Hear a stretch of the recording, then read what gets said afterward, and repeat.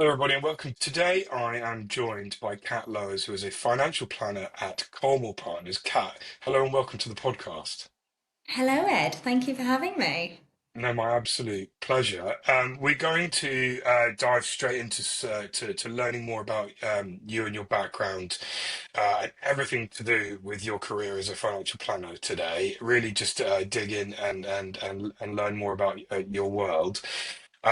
So I'm going to start straight off. Tell us about yourself. Tell us about the business that you work for, and a little bit about your kind of career journey to where you are today. Oh gosh, Nick. Ed, how much of a nap do you need? Right, where do I start about me? So I took probably a really untraditional route into financial planning.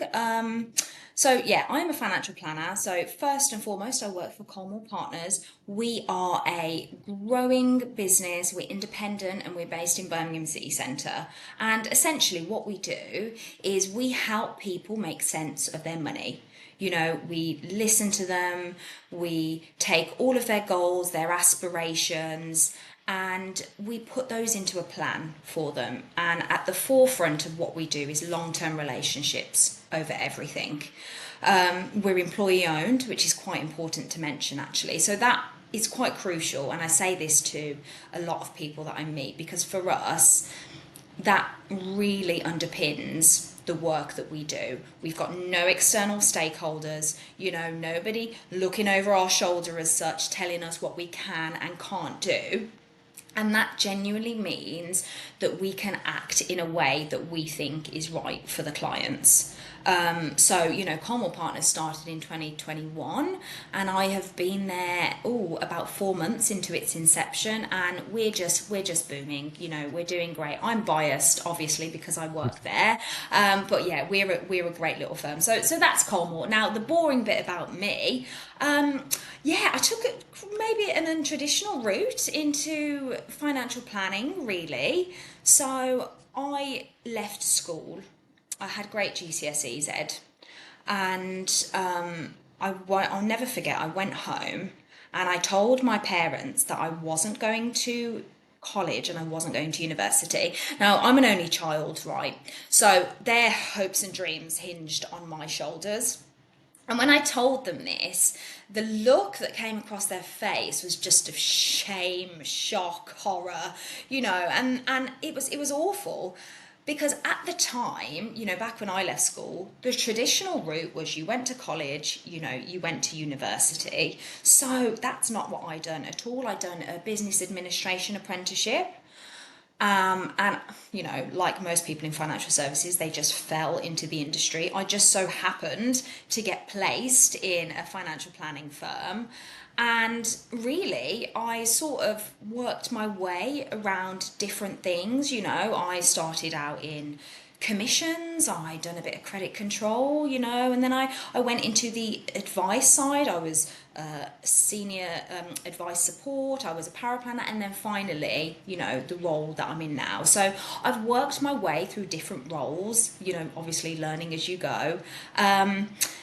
And the reason I've decided to stay as a financial planner is because this is the side that I'm drawn to. Helping people make a difference, feel more in control of their money, less stressed, more confident, making those decisions with them, changing their life. That's what draws me in. So yes, that's a bit about me, my journey. I think you're doing yourself a disservice. I think it's a really, really interesting and non-traditional route these days, coming through, going straight through without university and that kind of thing. I think it's fantastic. That's really Um, do you think that gives you a different perspective on the advice you give as well, with because you haven't gone that kind of that very straight, I'm going to go to uni, get a degree, do this, do that. You've kind of worked your way up through a firm, and I think um, that gives you a different insight, right? Do you think that's fair? Yeah, I wouldn't say that gives me that doesn't shape the advice that I provide to Hmm. clients, but like one of my niches is the next generation of clients. So I talk to them time and time and time again. And because they know my route, they now know that university isn't the only option. College isn't the only option. It's like a final destination, right? There's more than one bus route that can get you there. So it certainly helps me when I'm having those conversations with that next generation of clients to say to them, listen, there's no wrong nor right answer. It's about what you feel is best for you. There are different options that can get you to the same, goal type of thing. I mean, don't get me wrong, Ed, I would quite literally like a surgeon, to go to university or to do some, Yeah. learning there first. I wouldn't necessarily say they just go hands on. But, there are certainly professions where, you know, you can do the same route that I done and still get to the same destination. I think that's really relevant, though. I mean, especially for a client who might have young children and wants to think about the future with things like uni fees, all that kind of thing, and the best way to help plan for life choices like that. I think that it provides that different sort of viewpoint as well, doesn't it? Of well, actually, there's more ways to it than one. I think that's really nice. Mhm, of course. The other point that you made there about the employee-owned business, do you think? Again, does that provide a little bit of a different steer as a firm for you guys? How does that reflect, do you think? Yeah, absolutely. Clients feel that we're always going to be here, that we're not looking to sell to the highest buyer, and that we're not just doing things for a profit. We don't have to satisfy external stakeholders, and clients, they like that. You see it now so much. You would probably even see it, from your communications that you do, your role as well, that consolidators are just taking over. They are just buying firms, and I feel for the clients, really, because it's sometimes it's to their benefit, but a lot of the time it's to their detriment. You have these firms that are buying these businesses often to get assets on their platform and to hit a number, whereas we're not doing that. We don't have to go down that route. We're employee owned, and yeah, if we want to do something, if we want to make a change, then we're going to do it. We're just going to do Yeah. it because that's right. So yes, it gives us that edge, I'd say.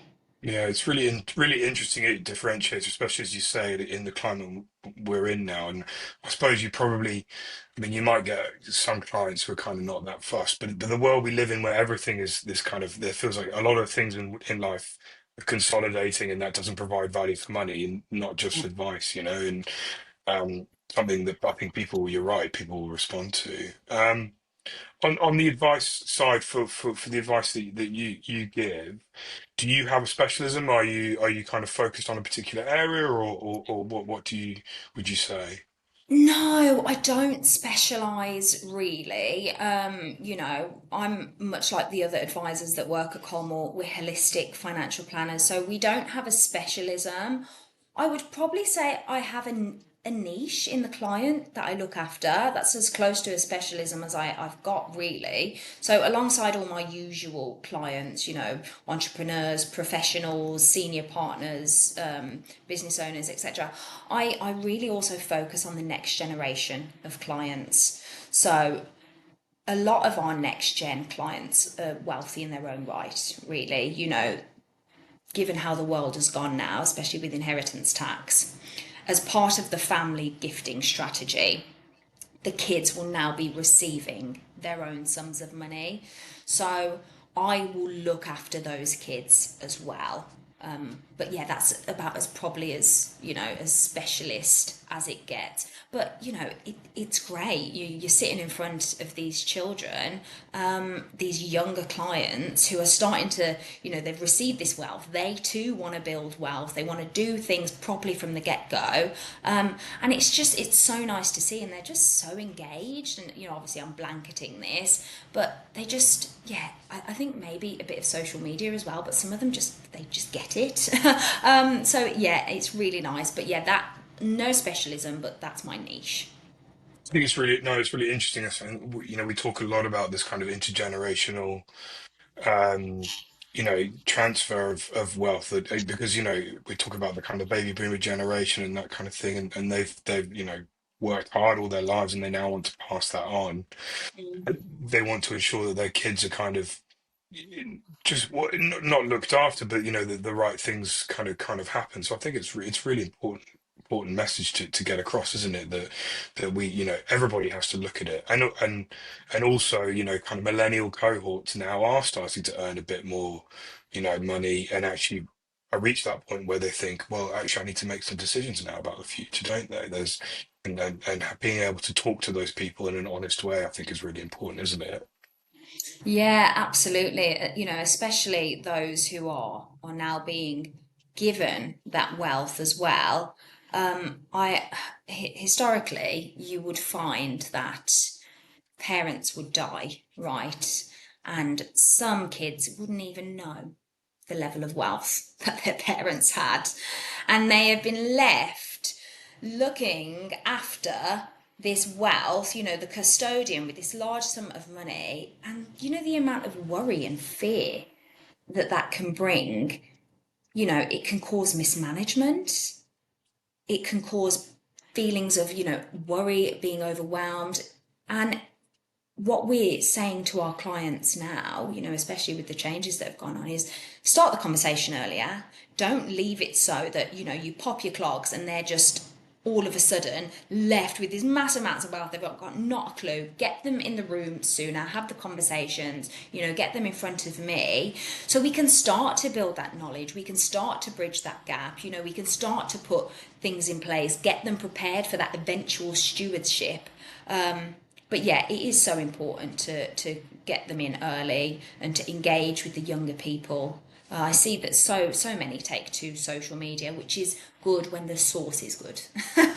When the source is good, it's great, but sometimes it's not, and not everybody has access to a one-on-one financial Yeah. planner, do they? So, um, you've worked in a few different roles, obviously now as a planner. What do you feel like you enjoy the most about the profession, about being a planner, and what kind of gets you going in the morning and gets you excited to start work and log on, basically? Making a difference in somebody's life, and loads of no, loads of planners that you speak to are probably going to say the exact same thing, Ed, but genuinely knowing that the advice you give can alter somebody's trajectory of their life. Like it I don't think people know until they're in the role. And because even me, I had this idea of what a financial planner was, but until you're doing the job, until you have changed somebody's life, until somebody has sat in front of you and you've said to them, well, actually you can retire earlier than you intended to, if we make these changes you can do this goal and you can actually achieve this goal. You don't know the the happiness that it offers, that it brings. It's such a rewarding job being a financial planner, and knowing that, yeah, the stuff that I say is having an impact on somebody's life. That for me is what I enjoy the most. That's what I love. I guess it's like you're helping look after somebody's money, somebody's wealth, but it's actually about giving them choices and helping them achieve what they want to with their life, right? It's Yeah. about unlocking stuff for them or helping them to protect something that they want to look after. It's about more than the money ultimately, isn't it? Oh, yeah, yes, it's about numbers because ultimately that goal is linked to a value, right? But it's not just the value, it's the why behind that value. What are we doing this for? Why are we doing it? You don't just want to have this much in retirement, you want to do this, and to do that, you will need this. It's very much goal led first, money after. you know what is it you want to do, right? How much do you need to do that? How much do you need in order to achieve those goals, those objectives, your aspirations? And if there's anything left over, great, fabulous. But yeah, it's very much why we're doing this, what's it for, and then go on from there. Thinking about now things that you would change about the profession or perhaps the process. If you had a kind of magic wand, what would you wave it at and say this needs to be, we need to do something different here or we need to improve? What do you think that would be? Oh, if I had a magic wand, I would probably change the perception of financial planning, because when somebody says financial planning, they often think, it's about investments or tax efficiency, having a pension, and it is all of those things. And for high net worth individuals, it's often seen as purely a technical service. But in my opinion, I mean, as we've just spoke about, the real value lies in how that supports those wider decisions. So we're great at doing this at Colmore Partners. And I'm sure the industry is actually heading in that way, but I'd love to see more focus on that long term planning, that family protection, aspirational planning, legacy planning, as we've discussed, not just the numbers element, the why, the priorities, the purpose, what do you want your wealth to do for you? Yes, absolutely, the numbers matters, but as I said, the why behind them, much more important. I guess we might see kind of for the industry some changes coming through already and coming down the tracks a little bit with things like consumer duty and some of the emphasis that that places on how you treat customers and what you put first in that discussion. I mean, guessing you guys probably a good deal at keeping ahead of that. But do you think that's going to push the sector forward a bit more? Yeah, long gone are the days of, just pushing a product for the sake of commission. Consumer duty focuses on doing things right for the client, making sure that what you are recommending is right for that specific client. It very much focuses on goals and objectives. It makes planners broaden that lens. As I've said, gone are the days of product pushing, well, hopefully, gone are the days of product pushing purely for the purpose of an ISA, purely for the purpose of a pension. You know, yes, those things are important, but that is just a byproduct of what we're trying to achieve. That is the tail. The head is very much the goals, the objectives, the why. Yeah. Thinking about you, I know you mentioned a little bit earlier. You talked about some of the kind of people going to social media for information and that kind of thing, and obviously we have these kind of ubiquitous technologies like AI have obviously become huge in the past couple of years. And they've got such a presence in people's kind of minds now when they think about these kind of things. Do you think that kind of tech and other ones, like platforms and this kind of stuff, how much of a help or a hindrance do you think these things can be? Obviously, you mentioned social media a bit there before, can be good and bad. Yeah, I mean, it's helpful when used the right way, like anything really. The social media aspect, I battle with social media because I think it's absolutely brilliant when used as a tool for good. I've done another panel session for Octo where we discussed finfluencers. Now, finfluencers they're quite scary actually, because a lot of them, they've got no knowledge of what they're promoting and they're doing it for a financial incentive or a financial gain. And I think under those circumstances, social media is being used for bad. People are seeing these people in a place of influence. They've got a huge social status, mass following on socials. So why would this person not be trustworthy? Right? And I often think the influencers themselves don't actually know what they're promoting. They're purely reading off a script. They're being told what to say and they're pushing some really high risk products. So when socials are being used for that, no, completely against it. But when socials are being used to promote financial well-being, to give great guidance. Like I try and do videos. I try to do Miss Money baking videos where I bake or I make a cocktail and I try and break down a topic, or I will just do a normal ad hoc video where I will talk about why it's important to have an emergency fund, why business owners should pay themselves, how to, strategize tax efficiently, etc. When things are being done by credible people, then yes, socials are brilliant. They should be used for good. The AI aspect, I mean, we're still in the baby stages, of course, but I do genuinely believe that it's going to be a help, again, if used in the right way. So, tech can simplify admin so much. It can speed things up and it gives us better insights. But what it can't do, and what I would be fearful of happening in the future, is it replacing humans. Replacing human understanding, emotional intelligence, and trust. The best outcomes still come from real conversations. We are a people business, we're a person to person business. So tech should support that, but in no way should it replace it.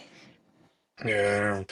With that in mind, and thinking about kind of innovation in a kind of advice specific setting, what kind of what could the sector be doing better to innovate and I mean, use these technologies, but obviously as a part of the wider business, what do you think the opportunities that are there? Oh, well, I think that as an industry, we need to widen the doorway into advice. I mean, and I speak to them so much, Ed, and there are so many people out there who aren't quite there yet, in terms of asset level or income level. And there's a whole load of people who really want help, but they're just not ready to receive traditional advice yet. So I would love to see like a flexible hybrid model that, maybe bridges the gap, that combines education, coaching, which we have now, and I'm a huge advocate for coaching, but takes it that step further with maybe some light touch planning. Because what the coaching can't do is give any advice. It can give guidance, but what a whole host of people need is some light touch advice, light touch planning to help build that confidence, help capture their engagement earlier and start to build those goals. As I said, coaching is great, but it really can only go so far. So I do think there needs to be some happy medium, not fully fledged advice service, not only coaching, but a halfway house. Yeah, I guess we're going to have some recommendations on the advice gap and that kind of thing. I think fairly soon. I know the government's looking at it a little bit. I think it'll be interesting to see what comes out of that, won't it? Yeah, for sure, because something definitely needs to be done. If it was down to me, I mean, I'm not going to change the world or anything, Ed. If it was down to me, financial guidance would start in schools. I don't know what's happening. Why is that just not a thing? That should be second Yeah, nature, right? You know, because by the time these clients come to us, or maybe they're never in a position to need that fully fledged advice, but by that time comes, they've got no real knowledge at all, nothing. And then it makes it even harder to bridge that gap, right? Whereas if there was something taught at maybe a younger age, that would set them up on a better sound financial path. yeah, So interesting. yeah, hopefully we something is done on that front as well. Yeah. Think about for yourself, do you have any kind of mantra or kind of core belief that you feel like you adhere to as a part of what you do as a planner? Yes, so I would say, and it's very cliche, but do the right thing, even when nobody's watching you.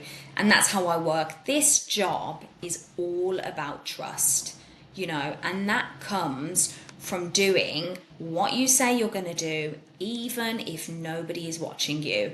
I will never forget early on in my career, I I looked after an IFA, and he said to me, Ed, he said, it's not about what you do for the client, it's about what they think you do for them. And I thought, oh my gosh, surely not.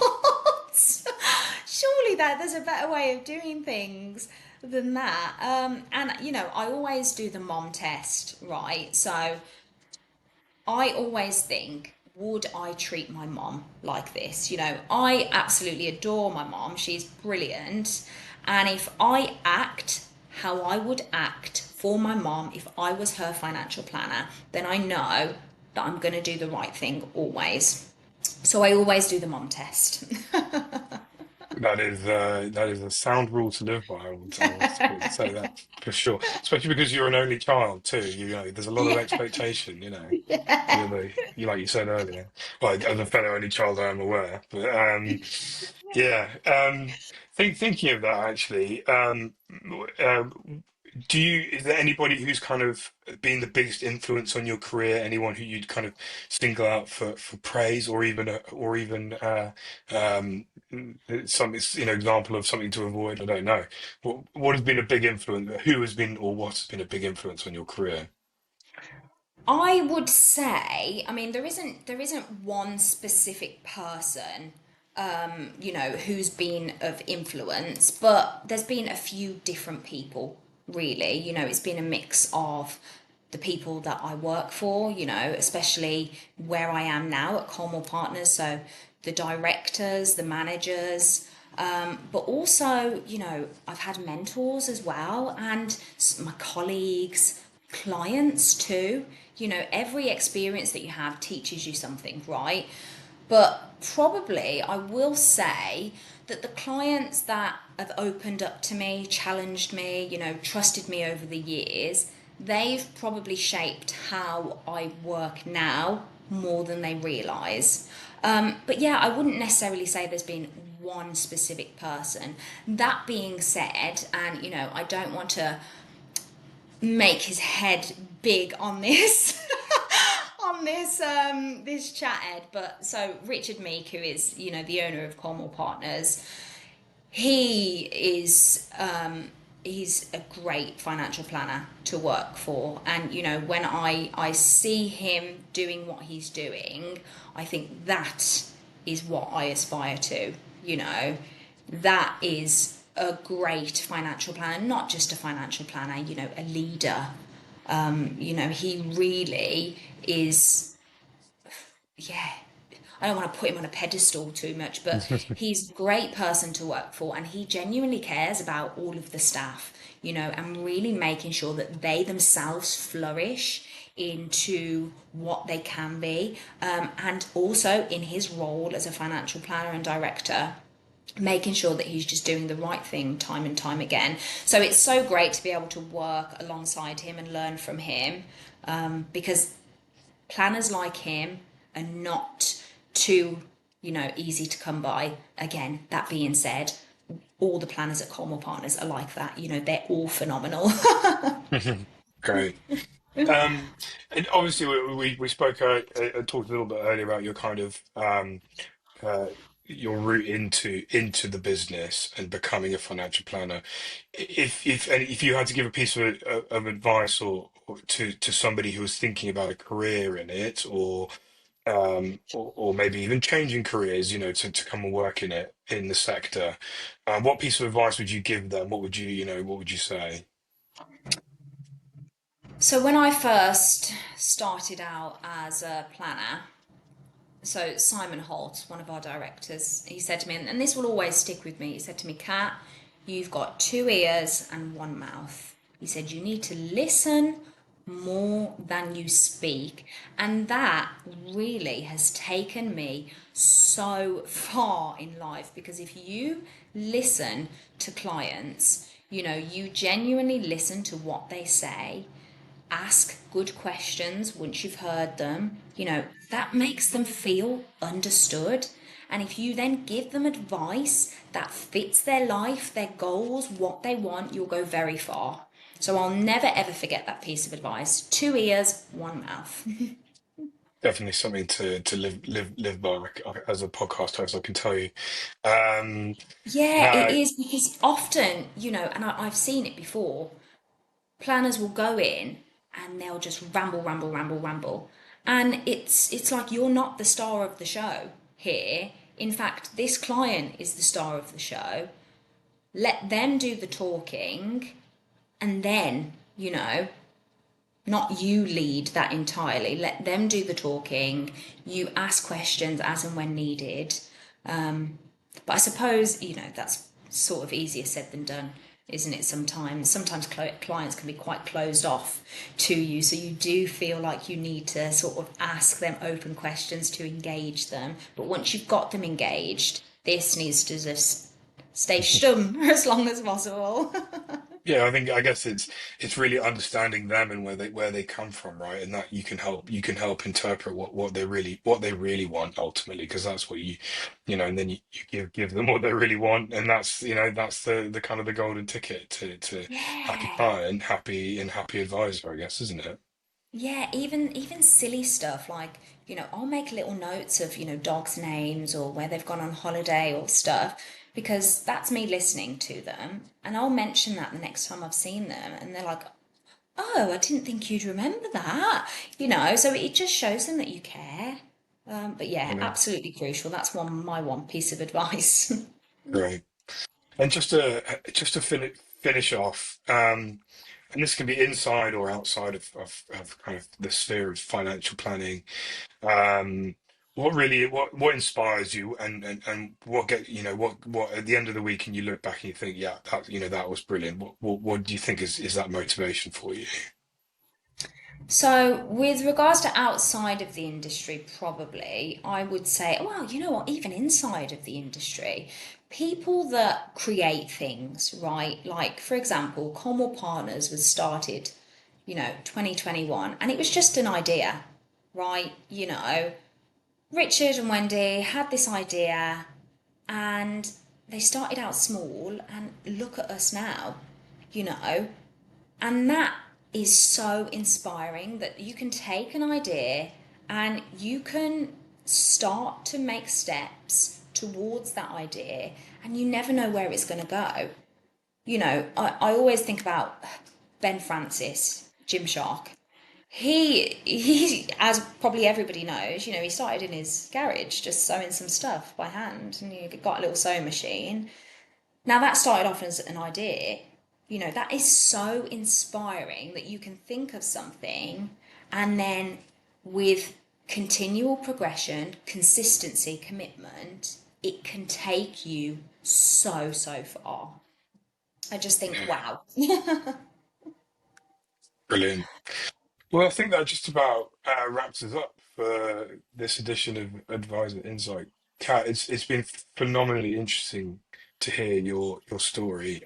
Oh, I'm Him, sure it hasn't, Ed, but uh, thank you. no, no, no, genuinely. I mean, I think, especially, hearing from somebody who hasn't had necessarily, that kind of typical route through in terms of the education and that kind of thing. Like I will say, you're not something you hear, huge amounts of, and I think we're keen to really, learn from people how unusual ways into the industry. Um, so thank you so much for sharing. And thank you to everybody who's joined us today to hear more about Cat and Colmore Partners, of course. We look forward to being back very soon. So with that, thank you, Kat. Thank you, Ed. You've been a great host. Thank you very much, and thank you everybody for listening. We'll see you soon. Goodbye.